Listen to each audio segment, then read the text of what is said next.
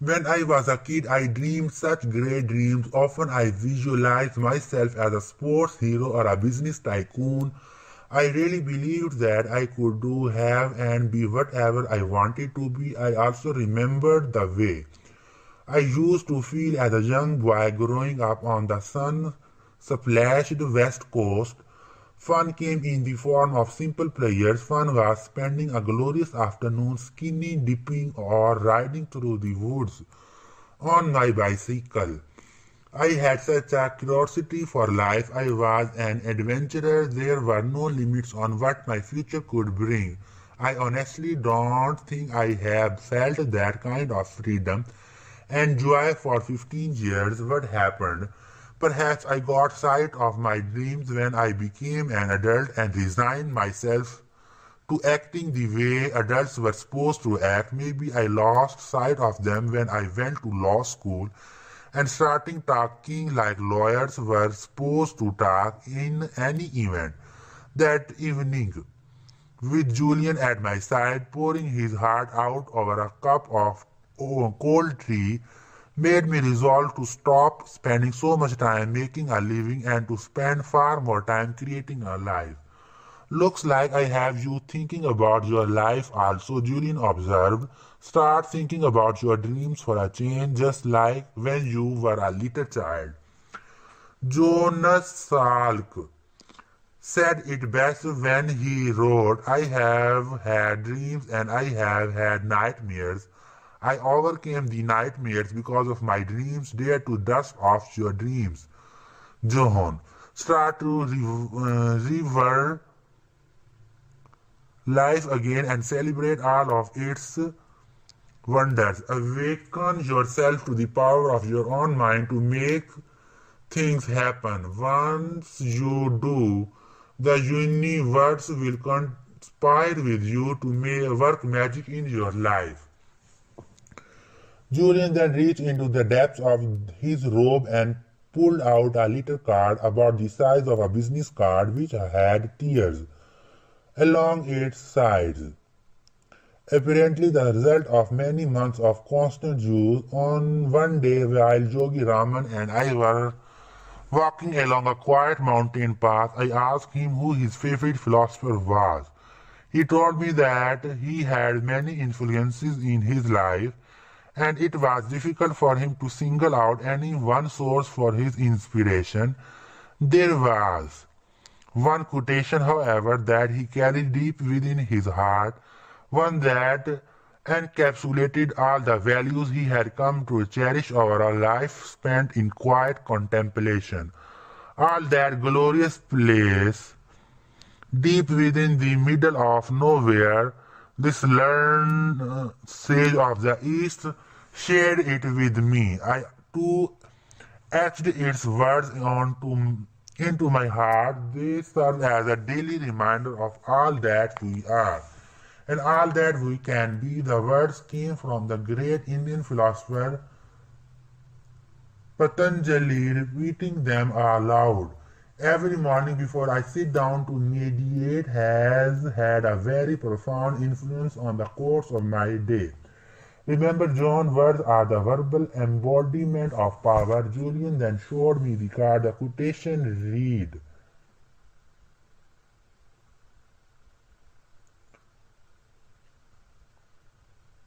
when you are inspired by some great purpose, some extraordinary project, all of your thoughts break their bonds.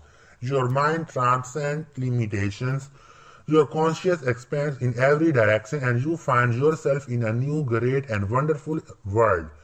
Dormant forces, faculties, and talents become alive, and you discover yourself to be a greater person than you ever dreamed yourself to be. In that instant, I saw the connection between physical vitality and mental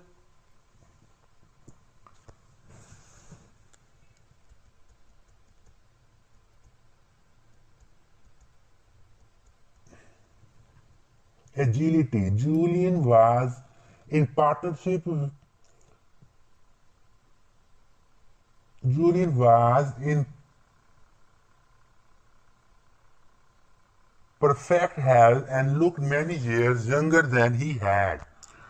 When we had first met, he brimmed with vibrancy, and it appeared that his energy, enthusiasm, and optimism knew no bounds. I could see that he had made many changes to his former lifestyle, but it was obvious that the starting point of his magnificent transformation was mental fitness. Success on the outside indeed begins with success on the inside, and by changing his thoughts, Julian Manuel had changed his life. Exactly how can I develop this positive, serene, and inspired attitude, Julian? After all these years in my routine, I think my mental muscles have grown a little flabby. Come to think of it, I have very little control over the thoughts that are floating around the garden of my mind, I said with sincerity.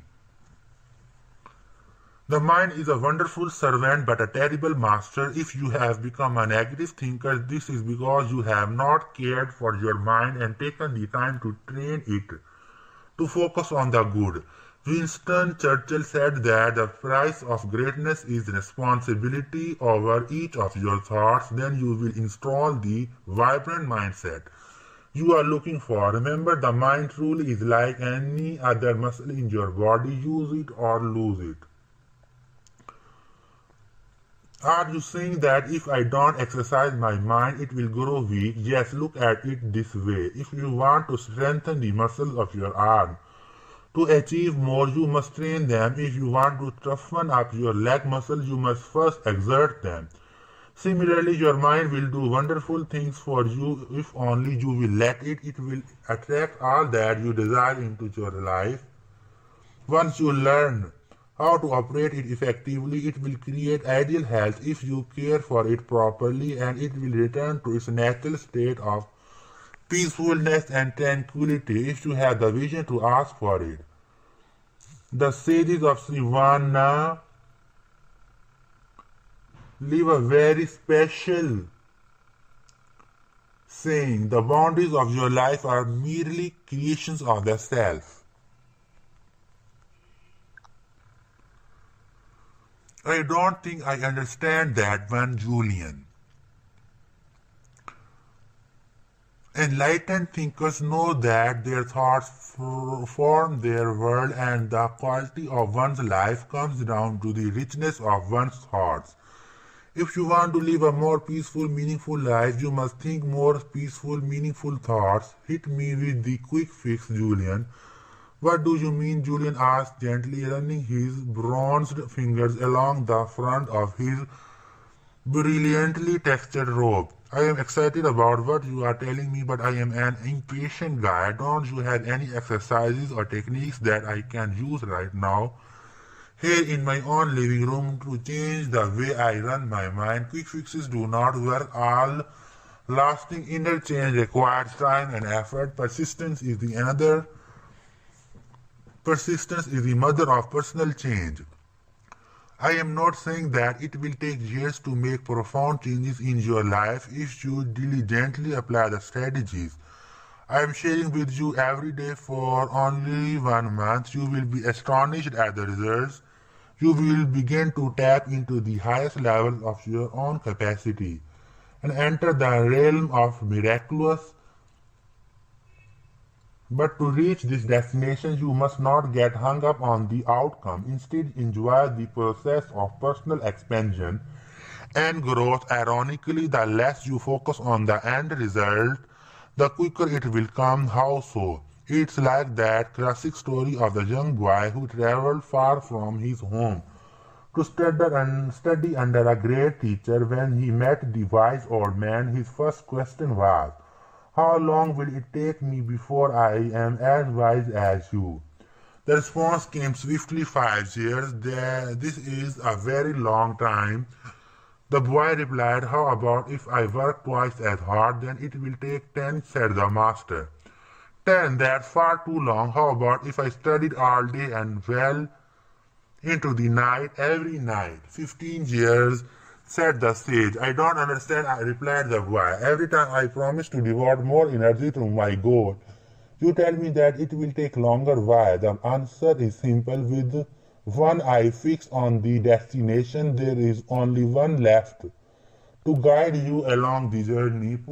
Point well taken, counselor, I conceded graciously.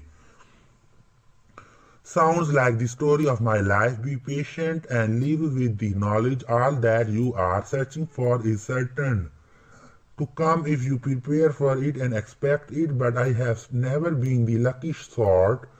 Julian, all that I have ever received has come through sheer persistence. What is luck?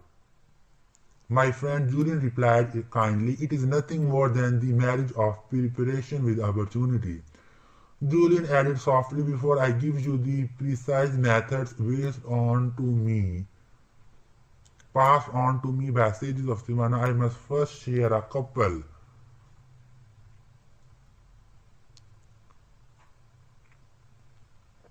of key principles. First, always remember that concentration is at the root of mental mastery. Seriously, I know it surprised me too, but it is true. The mind can accomplish extraordinary things. You have learned this. The very fact that you have a desire or a dream means that you have the corresponding capacity to realize it. This is one of the great universal truths known to the sages of Sivana. However, to liberate the power of the mind, you must first to be able to harness it and direct its focus only to the task at hand. The moment you concentrate the focus of your mind on a singular purpose, extraordinary gifts will appear within your life. Why is it so important to have a concentrated mind? Let me offer you a riddle that will answer your question nicely. Say you were lost in the woods in the middle of the winter. You desperately needed to stay warm. All you have in your knapsack is a letter your best friend had sent to you, a tin of tuna, and a small magnifying glass that you carry to compensate for your fading eyesight. Luckily, you managed to find some dry kindling wood, but unfortunately, you have no matches. How would you light the fire? Good grief! Julian had stumped me. I had no idea what the answer was. I give up. It's very simple. Place the letter amongst the dry wood and hold the magnifying glass over it. The rays of the sun will be focused so as to ignite the fire within a matter of seconds. And what about the can of tuna? Oh, I just threw that in to distract you from the obvious solution, Julian replied with a smile, but the essence of the example is this: putting the letter over the dry wood would produce no result, yet the second you use the magnifying glass to concentrate the scattered rays of the sun onto the latter, it will ignite. This analogy holds true for the mind. When you concentrate its tremendous power on definite, meaningful objectives, you will quickly ignite the flames of your personal potential and produce startling results. Like what? I asked. Only you can answer this question. What is it that you are searching for? Do you want to be a better father and live a more balanced, rewarding life? Do you desire more spiritual fulfillment?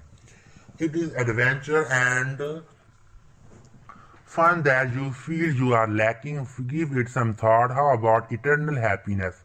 Go big or stay home, he chuckled. Nothing like starting off small, where you can have that too. How? The sages of Sivana have known the secret of happiness for over 5,000 years. Fortunately, they were willing to share this gift with me. Do you want to hear it? No, I thought I would take a break and go wallpaper the garage first. Oh, of course, I want to hear the secret of eternal happiness, Julian. Isn't that what everyone is searching for ultimately? True, well, there it is. Could I trouble you for another cup of tea? Come on, quiet Stalling. Alright, the secret of happiness is simple. Find out what you truly love to do and then direct all of your energy towards doing it.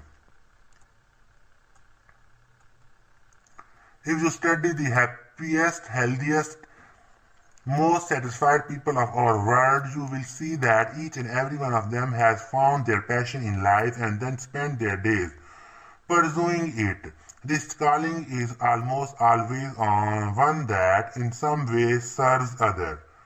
Once you are concentrating your mind, power and energy on a pursuit that you love, abundance flows into your life and all your desires are fulfilled with ease and grace.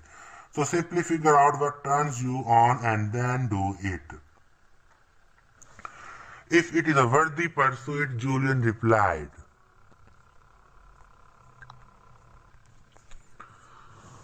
How do you define worthy?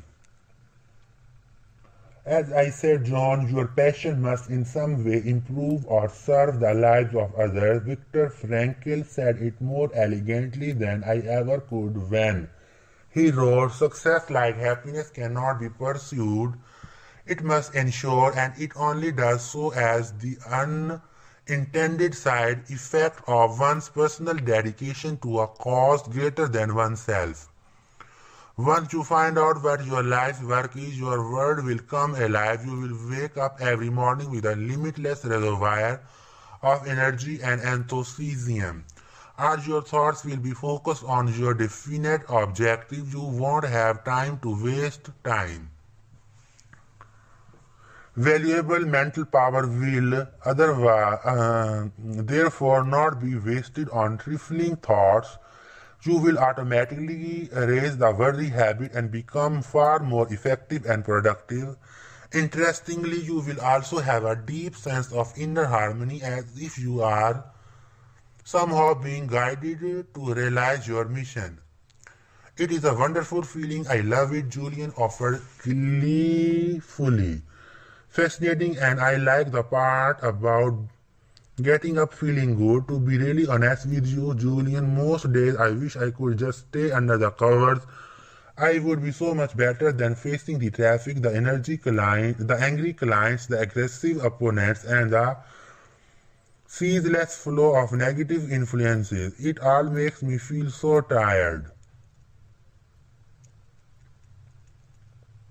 Do you know why most people sleep so much? Why? Because they really don't have anything else to do.